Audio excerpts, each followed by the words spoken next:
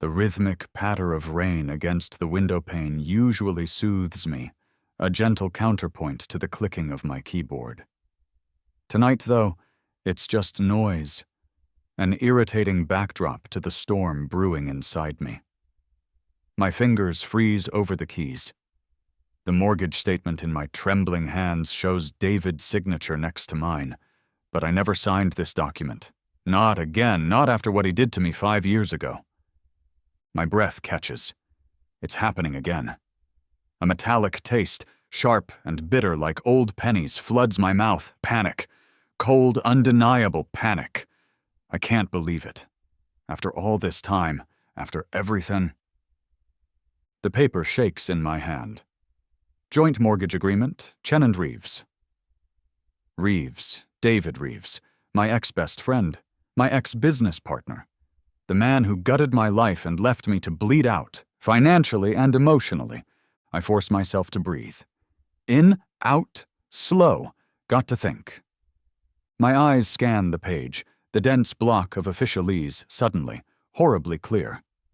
Property address, 117 Willow Creek Drive, a 3-bedroom townhouse I've never seen, never heard of, never agreed to buy.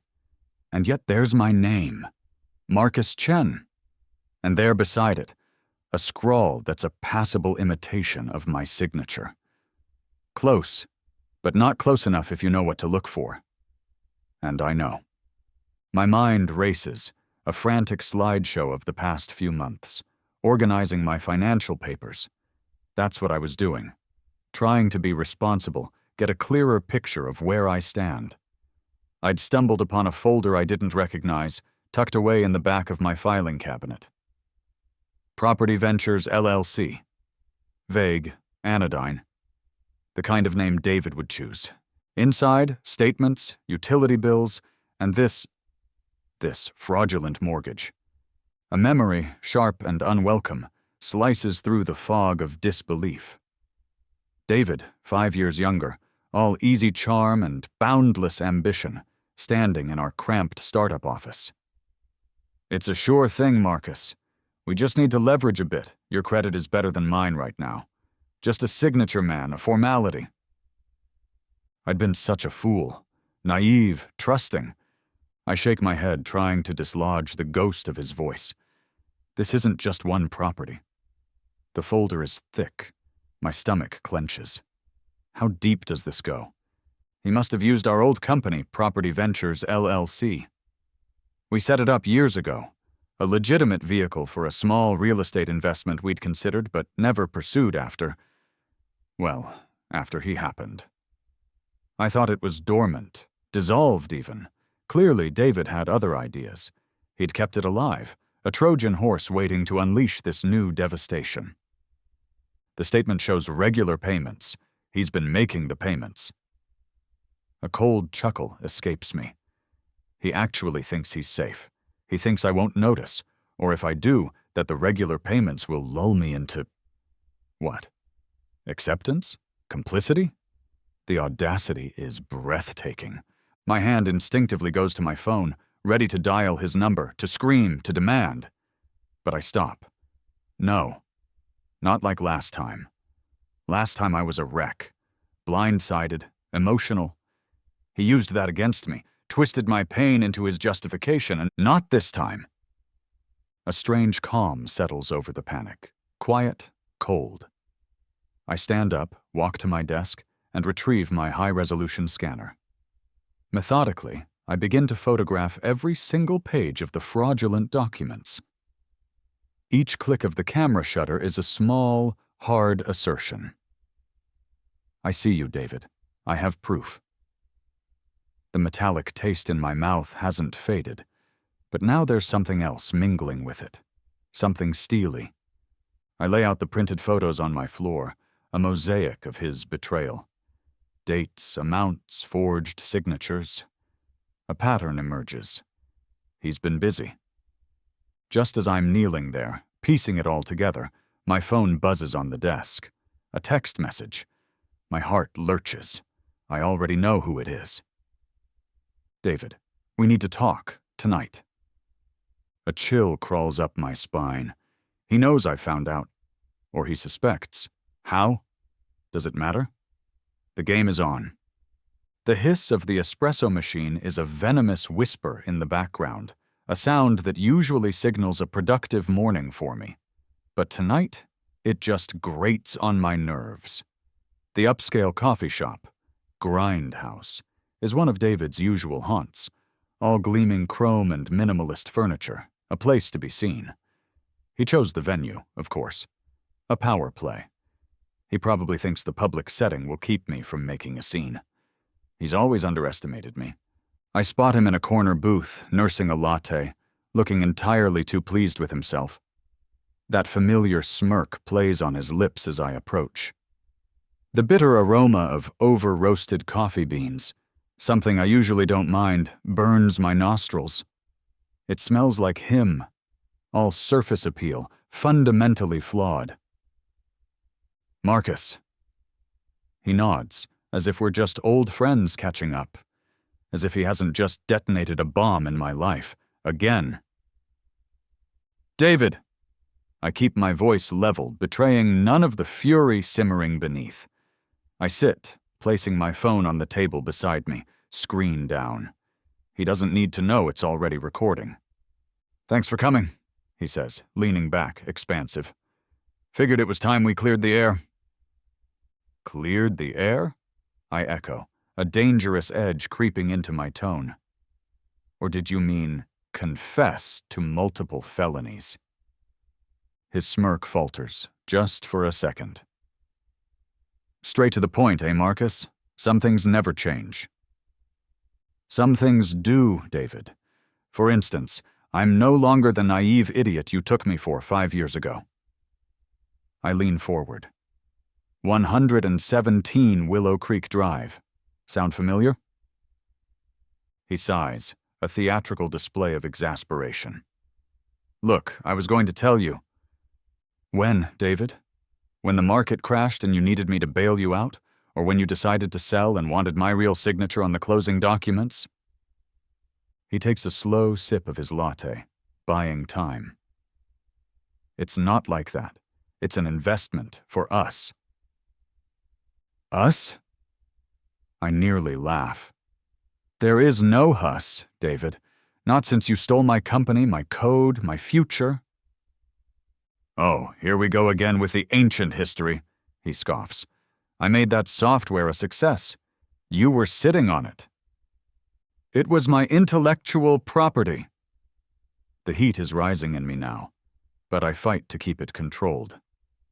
Just like 117 Willow Creek Drive is supposedly my property, except I never signed any mortgage documents, David. He finally drops the pretense of calm. His eyes narrow. I needed your credit score, Marcus. It's that simple. And you weren't answering my calls about new ventures. This was a solid opportunity. Low risk, high reward. Low risk for you, you mean? Since my name, my credit, is on the line. I watch him, the way his jaw tightens, the slight flare of his nostrils. He's cornered, and he knows it. This is the moment he'll try to manipulate, to justify. It's good for your credit too, you know, he says, voice oozing false sincerity. Consistent mortgage payments. Lenders like to see that. They also like to see genuine signatures, David, not forgeries. He leans in, his voice dropping to a conspiratorial whisper, the hiss of the espresso machine almost masking it. Okay, fine. So I signed your name. It's a standard agreement. No harm, no foul as long as the payments are made. And they are. By me. That's supposed to make it okay? It makes it a non-issue, Marcus. A technicality. I feel the familiar knot of betrayal tightening in my chest. He's trying to normalize it, to minimize the egregious breach of trust, the blatant illegality. A technicality that could land you in prison. He laughs then, a short, sharp bark that turns a few heads. Oh, come on. You wouldn't. Think about it. You bring this up, you create a mess. Your credit gets trashed right along with mine. All that work you did to rebuild after before. Poof, gone. He snaps his fingers. Is that what you want? His threat hangs in the air, heavy and suffocating. You can't prove anything without destroying your own credit. He thinks he has me. He thinks I'm still that broken man from 5 years ago, too scared of further ruin to fight back. You've been using my identity for months, haven't you? I say, the realization dawning with sickening clarity. This isn't just about a signature on a document. It's identity theft, plain and simple. He shrugs, a flicker of smug confidence returning to his eyes.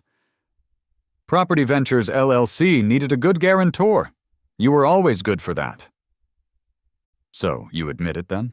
You forged my signature on the loan for Willow Creek. He hesitates. And in that hesitation, I know I have him. But then his expression shifts. That smirk is back, wider this time, more predatory. Willow Creek, he says, his voice dangerously soft. Oh, Marcus, bless your heart. You think this is just about Willow Creek? He leans back again, enjoying this. There are 3 more, buddy. 3 more little nest eggs, all tucked away, all appreciating nicely, all bearing your very helpful signature. The air rushes out of my lungs. 3 more? The sheer scale of his deception is staggering. The coffee shop, with its trendy decor and oblivious patrons, suddenly feels like it's closing in on me. His smug confidence is a physical blow. He truly believes I'm trapped, that I wouldn't dare risk my own financial stability to expose him. He's counting on my fear. He was wrong. The rhythmic tick-tock of the grandfather clock in my hallway is usually a comforting sound, a steady heartbeat in the quiet of my apartment. Now, it's a countdown. Each tick marks another second David gets away with this, another second my name is tied to his fraudulent empire. My apartment is command central, documents are everywhere, spread across the dining table, stacked on chairs, even pinned to a corkboard like some detective's obsessive case file.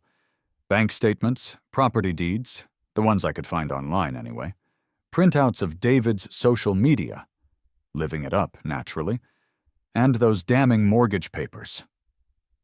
The rough texture of the photocopied documents is a constant, irritating reminder under my fingertips.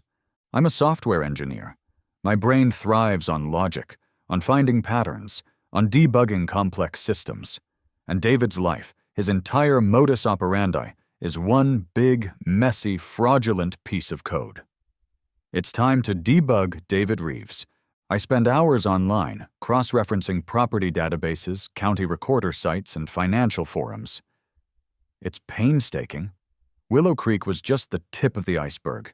He wasn't lying. I find 2 more properties easily enough. A condo downtown, a duplex in the suburbs. The 4th one, the one he was so smug about, is harder to pin down. He's hidden it better. But I will find it. As I dig, the full picture of David's betrayal starts to coalesce. This isn't just about money or property. It's about a fundamental violation.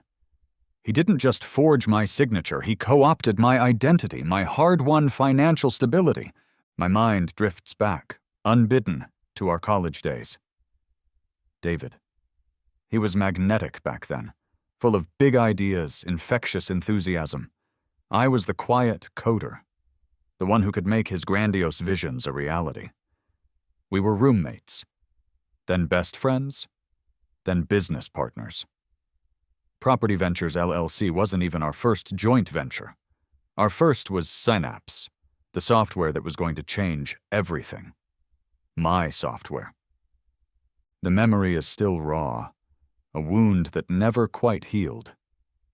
He'd wooed investors with my prototype, then systematically pushed me out, claiming the core algorithms were his. He'd even forged my signature on an amended partnership agreement, diluting my stake to almost nothing. I was devastated, broke, and too young and naive to fight him effectively in court. The legal fees alone would have bankrupted me. He knew that. That was 5 years ago. He'd walked away with millions eventually. I'd walked away with scars and a burning resolve never to be that vulnerable again. Or so I thought. The irony isn't lost on me. He's used our old, legitimate business framework, Property Ventures LLC, a name I barely remembered, to perpetrate this new, far more elaborate fraud. My naive trust back then, my name on those initial incorporation documents, has become the weapon he's wielding against me now. I uncover a pattern. Small business loans taken out in the LLC's name, guaranteed by me, of course. Credit cards I never applied for.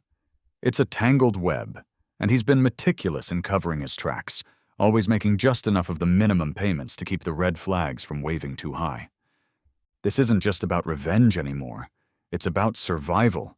It's about clawing back my name, my security. I pick up the phone. There's a forensic handwriting expert I read about, a woman who specializes in exposing forgeries. Dr. Anya Sharma. Her consultation fee is steep, but what choice do I have? I need undeniable proof, something that will stand up if this goes nuclear. Dr. Sharma's office, a polite voice answers.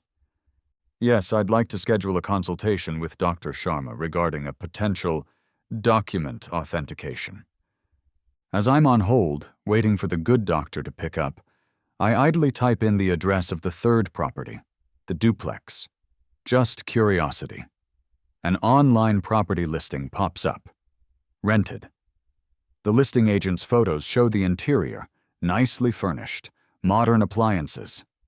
One photo catches my eye, a framed picture on a mantelpiece. It's blurry, but is that David? With a woman I don't recognize? My blood runs cold. I zoom in. It's definitely David. He's living there. He's been living in one of the properties he fraudulently acquired using my name, my credit, essentially rent-free, while I'm stuck here, drowning in his mess. The audacity, the sheer, unmitigated gall of the man. Dr. Sharma speaking. Her voice is crisp, professional. The last vestiges of doubt evaporate. He's not just stolen from me, he's spat in my face. He's made a mockery of my life, my trust, my efforts to rebuild. Dr. Sharma, I begin, my voice tight with a new, cold anger. I have some documents I need you to examine, and I believe I'm the victim of a rather extensive fraud. This isn't just an investigation anymore. This is war. The office wasn't much to look at back then. Second floor walk-up, questionable plumbing, and a persistent aroma of stale pizza boxes and broken promises. But to me, it was Silicon Valley condensed into 600 square feet. This was where Synapse was born. The software that was going to revolutionize data management. My baby. David loved the buzzwords. Disruptive innovation, he'd say, pacing the tiny room, his energy barely contained. Paradigm shift. I just loved the code. Elegant, intricate, powerful. I'd poured 2 years of my life into it, fueled by ramen noodles and the naive belief that talent and hard work were all it took. We were a team, or so I thought. He was the front man, the charismatic visionary who could sell sand in the Sahara. I was the engine room, the quiet geek who made the magic happen. I trusted him, implicitly. He was my best friend, my brother in ambition. When he said, "Marcus, we need to restructure the partnership to attract serious VC funding. Just sign here. It's standard," I signed. I didn't even read the fine print. Why would I? It was David. The stale smell of those pizza boxes still haunts my dreams sometimes. It's the smell of betrayal. The first hint of trouble came subtly. Investor meetings I wasn't invited to. Design decisions made without my input. David, suddenly evasive. His easy charm replaced by a glib defensiveness. It's just business, Marcus. You wouldn't understand the complexities. Then came the day I was locked out of our servers. My access codes, invalid. My code, the heart of Synapse, suddenly inaccessible. I remember confronting him right there in that tiny, pizza-scented office. The keyboards of our 2 interns went silent. The air crackled. "What's going on, David?" My voice was shaking. He wouldn't meet my eye, just kept shuffling papers on his ridiculously oversized desk. "We're moving in a new direction, Marcus. The board feels your contributions are no longer essential." "The board? We are the board. It's my code, David." He finally looked up, his eyes cold, devoid of any friendship, any shared history. "Actually, if you check the amended partnership agreement you signed 3 months ago, the intellectual property rights are vested in the company.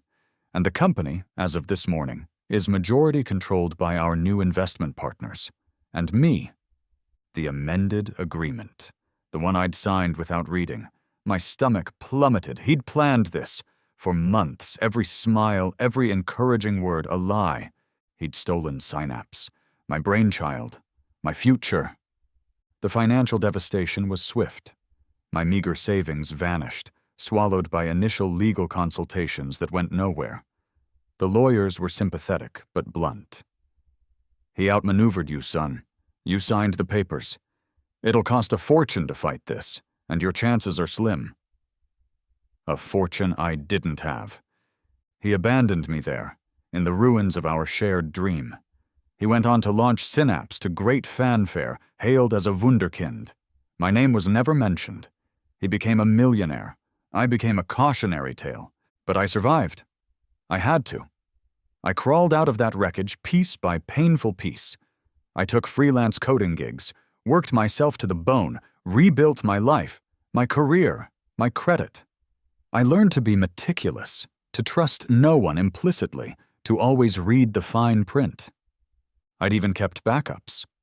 Late one night, before the final lockout, a premonition, a flicker of unease had made me copy all my core Synapse code onto an encrypted thumb drive.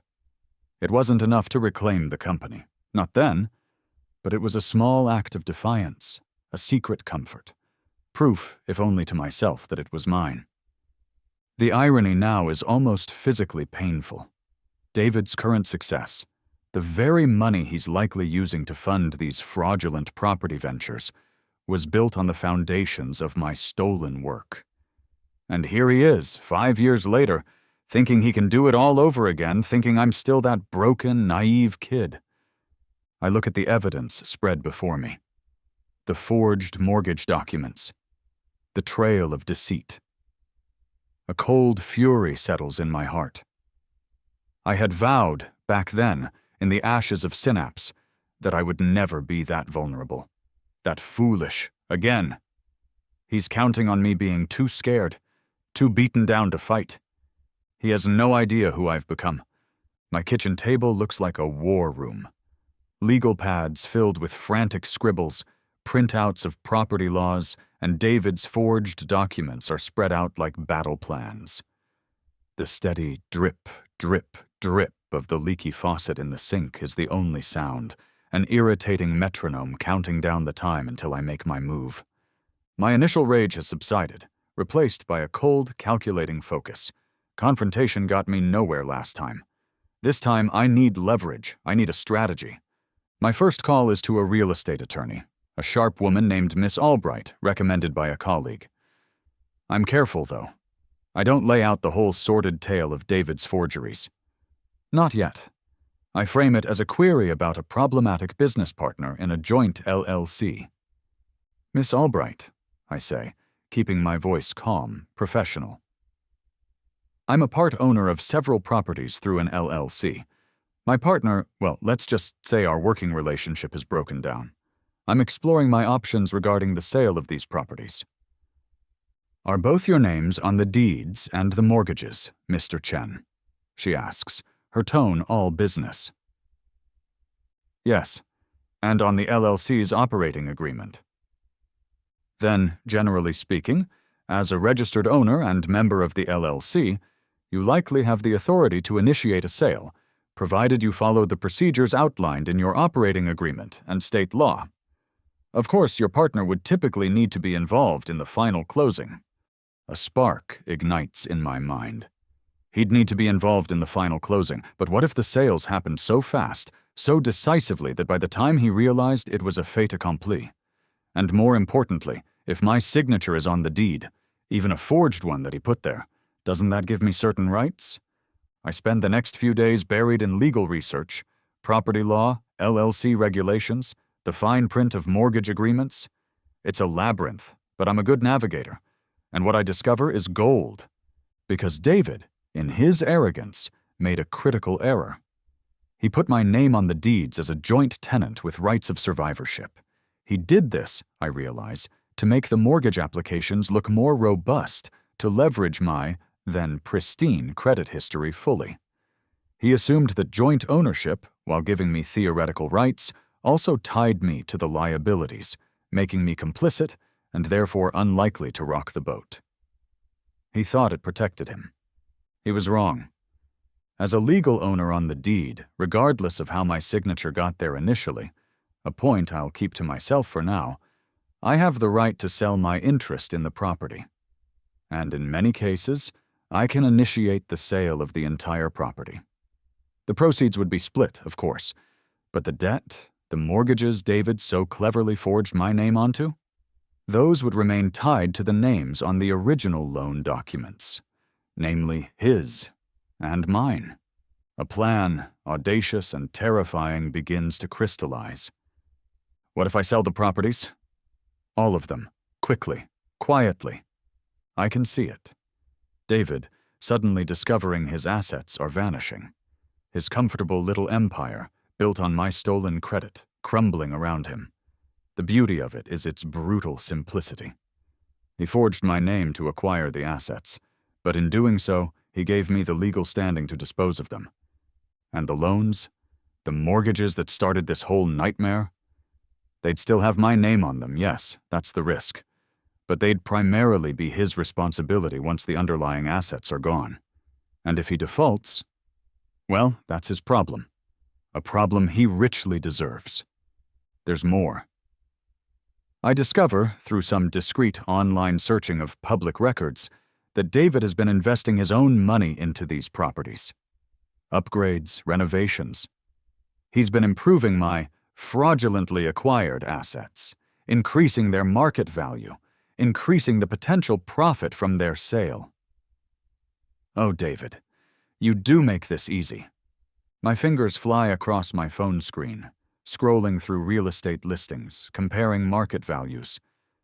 The properties are in good locations, well maintained, thanks to David's unwitting investments. They'll sell, and fast, if priced right. A moral niggle, a faint echo of the man I used to be, whispers in my ear. Is this right? Is this justice, or just revenge? I silence it. David's repeated betrayals, his utter lack of remorse, his casual destruction of my peace of mind. He's forfeited any claim to my moral consideration. He sowed the wind, he will reap the whirlwind. The plan is set. Sell the properties, every last one. Let David deal with the fallout of the loans he so cleverly saddled me with. The proceeds from the sales? They'll be a welcome compensation for 5 years of stolen intellectual property and a fresh round of identity theft. I find a highly rated, aggressive real estate agent who specializes in quick sales. Then another and another. One for each property. Keep them separate, compartmentalized. As I'm drafting the email to the first agent, my eyes land on a picture of David and me from college, a relic of a forgotten friendship, still tucked into an old photo album. We look so young, so hopeful. A pang of something, regret, sadness, tightens my chest. I close the album. That Marcus is gone. David killed him. The leaky faucet continues its relentless drip, drip, drip. Not a countdown to my doom, a countdown to his. I hit end on the email. The first domino has fallen. The real estate office is a hive of muted activity. Phones murmur, keyboards clatter softly, and the gentle shuffle of papers is a constant undertone. It smells of coffee and possibility, and the faint, chemical scent of fresh ink on contracts. I'm sitting across a polished mahogany desk from Miss Carmichael, a realtor with a reputation for being a shark in a sensible blazer. She's the first of 4 agents I'm meeting today. 4 properties, Mr. Chen? She says, raising a perfectly sculpted eyebrow. All at once? That's ambitious. I'm a motivated seller, Miss Carmichael, I reply, my voice betraying none of the turmoil beneath. And I'm looking for quick, uncomplicated sales. Cash buyers preferred if possible. I've decided to play this as a man disentangling himself from a complex series of investments. No mention of David, no hint of the fraud. Just a desire to liquidate. The less the agents know, the better. My attorney, Miss Albright, has advised me on the legalities. As a named owner, I can list them. The complexities will arise at closing, but by then, I hope the momentum will be unstoppable. I've also taken another crucial step. All communications regarding these sales, from offers to inspection notices, are to be routed through Miss Albright's office. A buffer. A layer of plausible deniability if David starts asking questions too soon. She's not privy to the full extent of the forgeries, only that I'm extricating myself from a toxic business partnership. Miss Carmichael and the 3 agents who follow are all suitably impressed by the properties. Well-maintained, good locations. David, in his arrogance, had good taste and an eye for potential. He just didn't want to pay for it legitimately.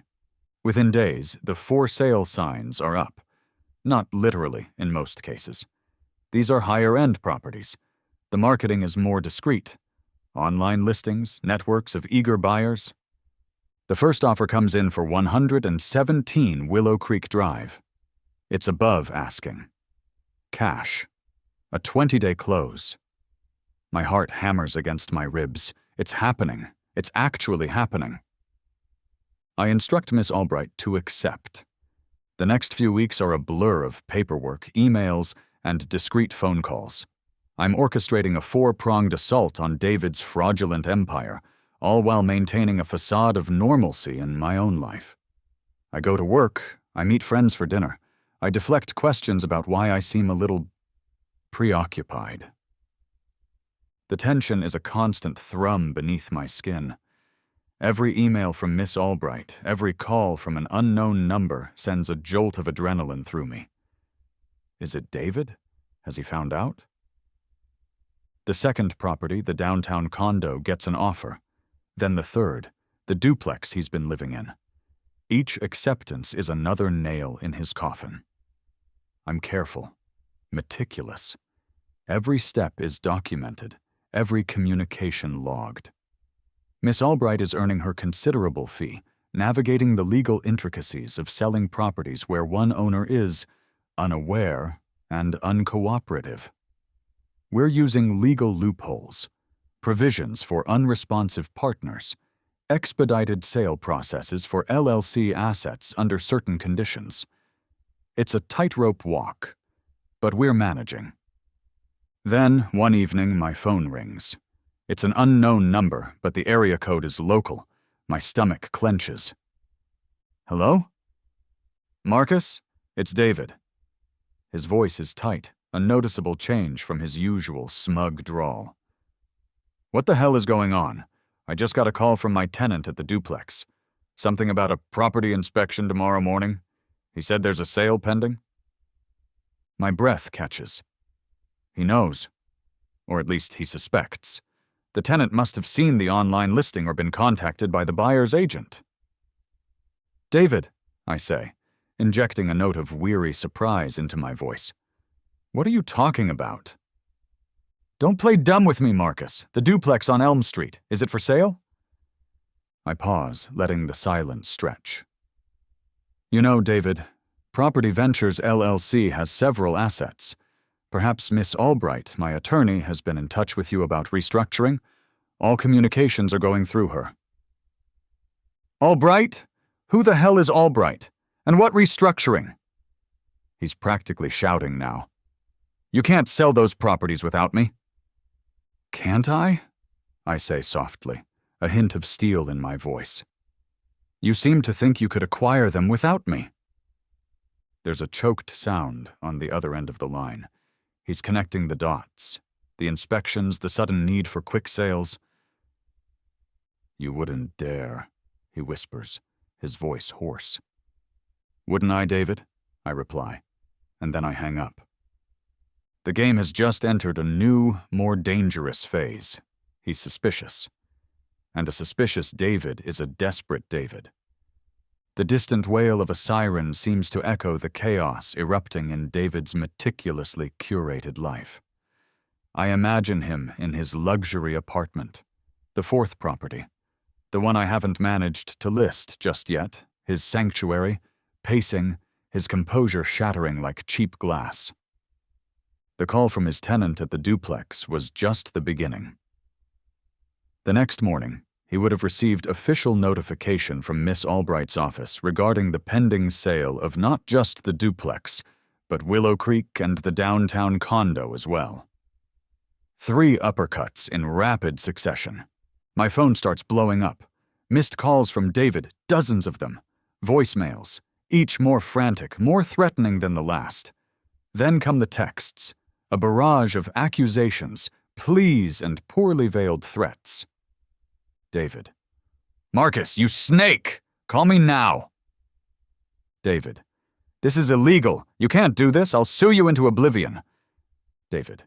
Please, Marcus. We can work this out. Don't destroy everything. David. You'll regret this. I'll go to the police. That last one gives me a grim satisfaction. Go to the police, David. Please do. Explain to them how you forged my signature on multiple federal loan documents. I'd love to be a fly on the wall for that conversation. He's scrambling. I can almost taste his panic, a bitter metallic tang reminiscent of my own when I first discovered his betrayal. The tables have well and truly turned. He tries to contact the real estate agents directly, but they're under strict instructions to refer all inquiries from him to Miss Albright. He bombards her office with calls, with emails. Miss Albright, true to her reputation, is a fortress of professional calm, stonewalling him with polite but firm legal jargon. Then, one afternoon, as I'm reviewing the closing documents for Willow Creek with Miss Albright in her office, her assistant buzzes through.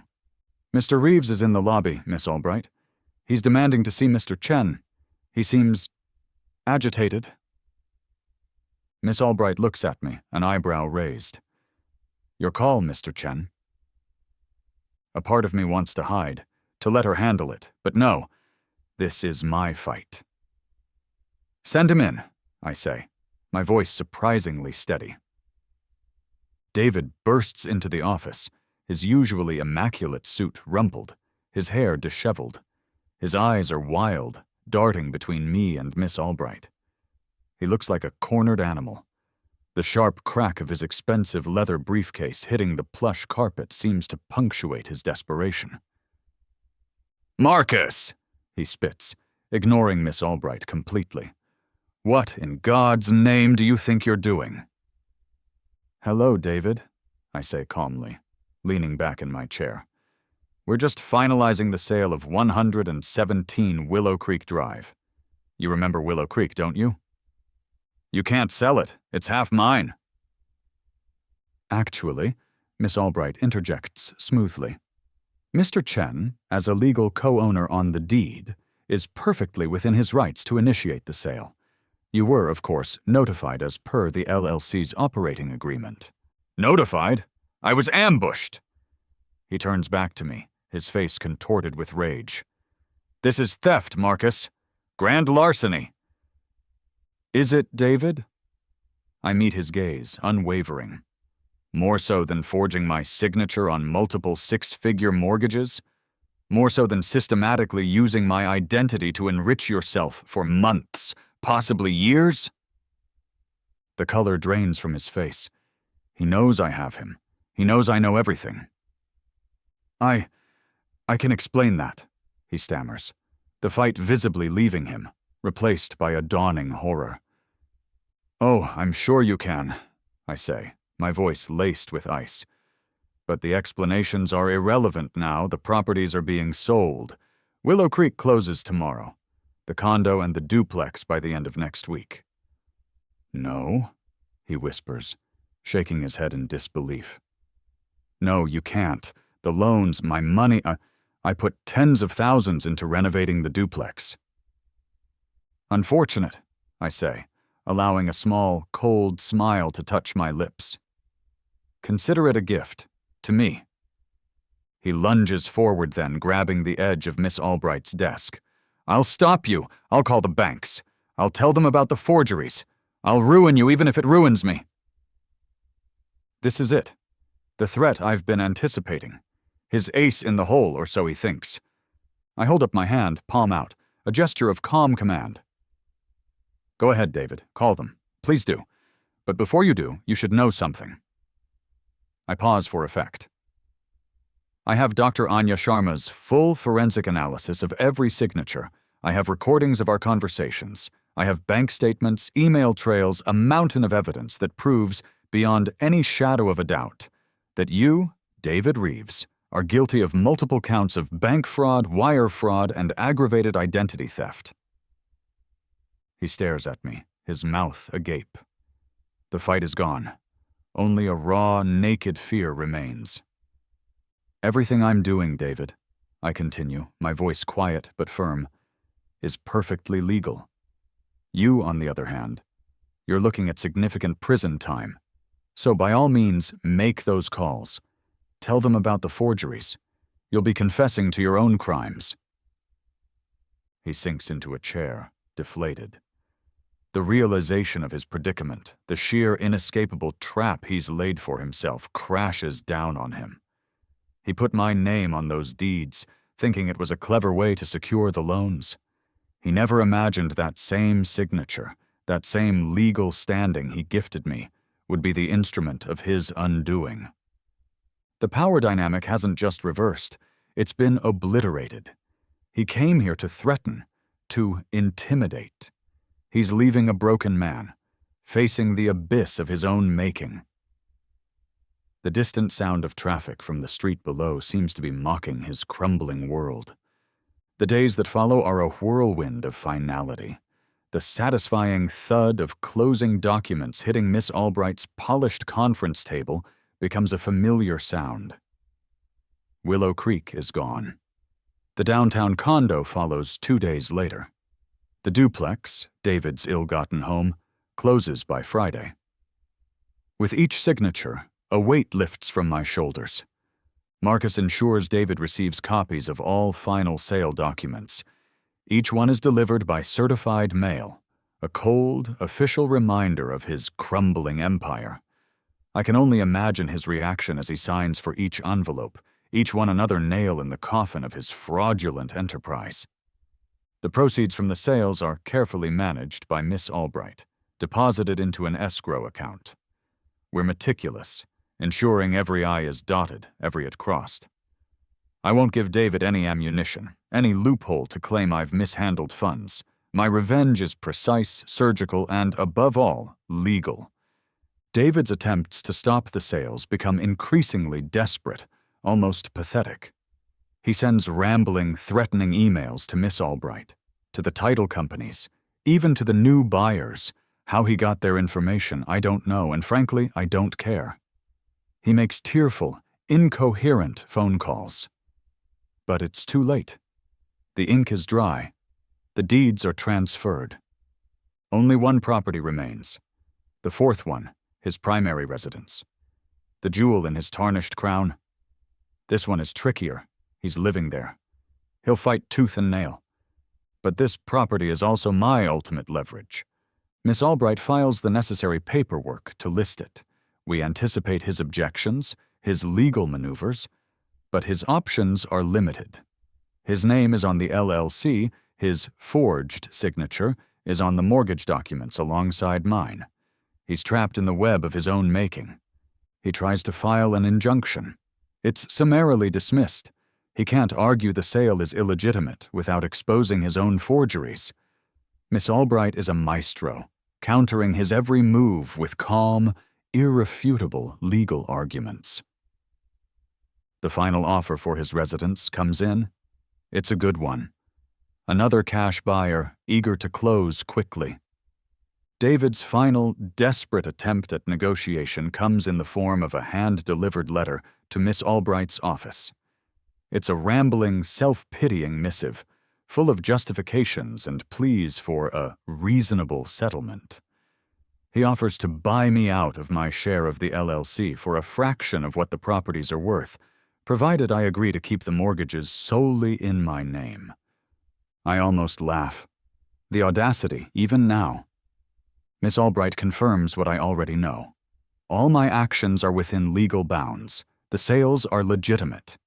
The distribution of proceeds will be handled according to the LLC agreement and state law. David has no legal claim to stop this. The closing for the fourth property is scheduled. It's the checkmate. He's about to lose his home, the last vestige of his stolen success. As I sign the final batch of papers in Miss Albright's office, the bank representative a stoic witness, there's a sense of profound, almost weary triumph. It's done. The complex machinery of my revenge has run its course. The final confrontation is set. Not by my design, but by the inevitable consequence of his actions. He will be evicted.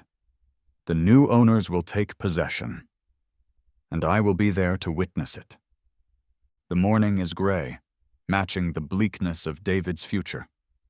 Moving trucks rumble down the quiet, tree-lined street where the fourth property's impressive facade stands.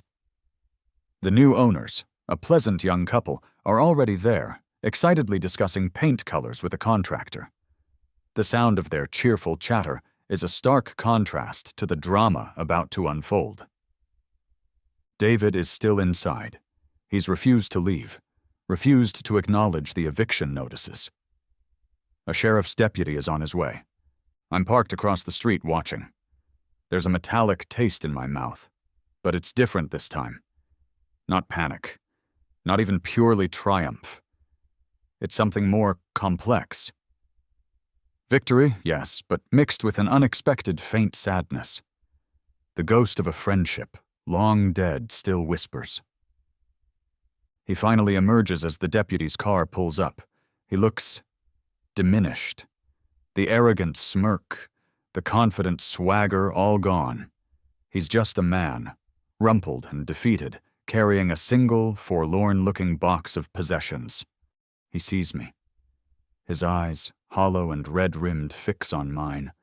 He walks towards me, slow, deliberate, like a man walking to his own execution. Marcus. His voice is a rasp. David. He stops a few feet away. The new owners have fallen silent, watching this uncomfortable tableau. The moving men pause, their dollies laden with someone else's future. You did it, he says. Not an accusation, just a flat statement of fact. You actually destroyed me. You destroyed yourself, David, I reply, my voice even. I just facilitated the paperwork. A flicker of his old defiance sparks in his eyes. You think this is over? You think I'm just going to disappear? That's one of your options, I say. He lets out a harsh, broken laugh. And the other? Prison? Is that what you want, Marcus? After everything? After all the years we were friends? Friends. The word hangs in the air, a bitter mockery. Friendship, David, implies trust, loyalty, honesty, words you clearly don't understand. I take a step closer. I know everything, not just the forgeries. I know about the Synapse code you stole. I know about the shell corporations you've used. I know about the investors you've defrauded. I have enough evidence to put you away for a very, very long time. He pales. He thought this was just about the mortgages. He had no idea how deep my investigation went. What do you want from me? He whispers, his voice barely audible above the distant hum of traffic. This is it, the moment of choice, my quiet power move. For him, and perhaps for me too. I want you gone, David, I say. Out of my life. Out of this city. I want you to crawl back under whatever rock you slithered out from and never, ever cross my path again. He stares at me, searching my face. And if I don't? Then Miss Albright has a very comprehensive file ready to be delivered to the district attorney, and another to the IRS. Your choice. An unexpected wave of doubt washes over me. Is this who I am now? This cold, calculating architect of ruin? Is this justice, or just a very elaborate, very satisfying revenge? The lines feel blurry. David's shoulders slump. The fight, whatever little was left, drains out of him. He looks at the house, his lost kingdom, then back at me.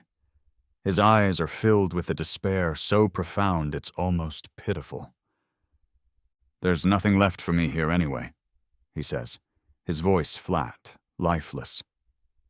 He looks down at the box in his hands, its meager contents a testament to his downfall. You win, Marcus. You always do, in the end, don't you? Is that what this was about? Winning?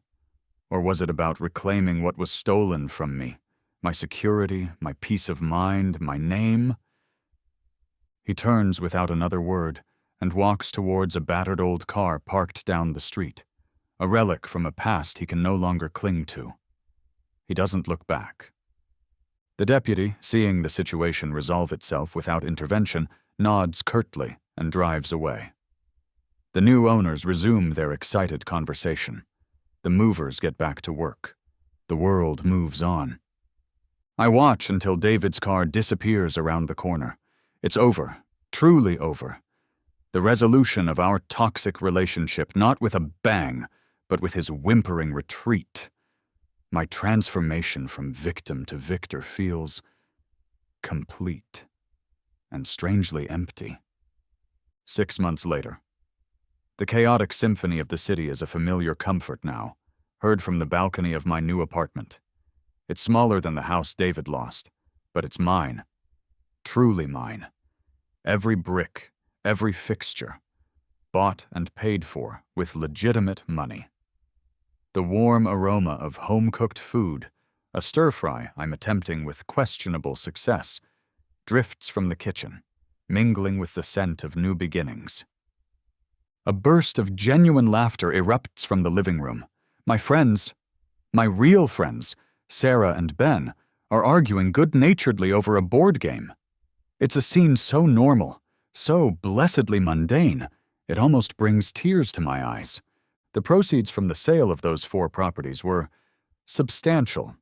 After Miss Albright's fees and settling a few outstanding, legitimate obligations of the now dissolved Property Ventures LLC, I was left with a sum that not only cleared my own debts, but provided a comfortable cushion. Financial freedom. It has a sweeter taste than revenge. And David? He's a ghost. He vanished, just as I'd suggested. Occasionally, I hear whispers through the grapevine, a sighting in some obscure South American town, a rumor of another failed venture under an assumed name.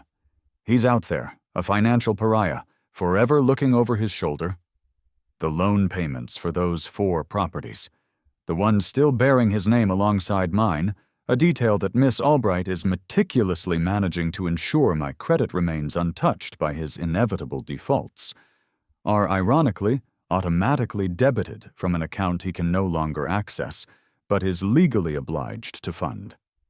A final, enduring consequence of his own design. I've reflected a lot on justice versus revenge.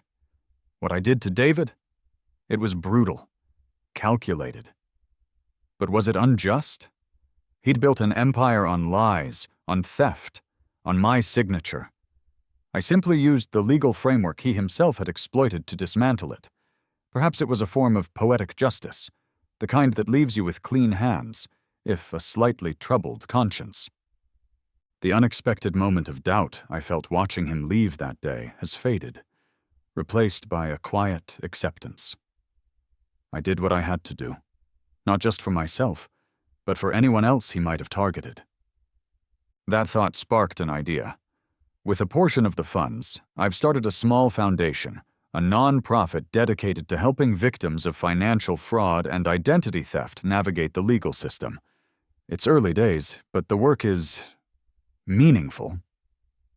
The irony isn't lost on me.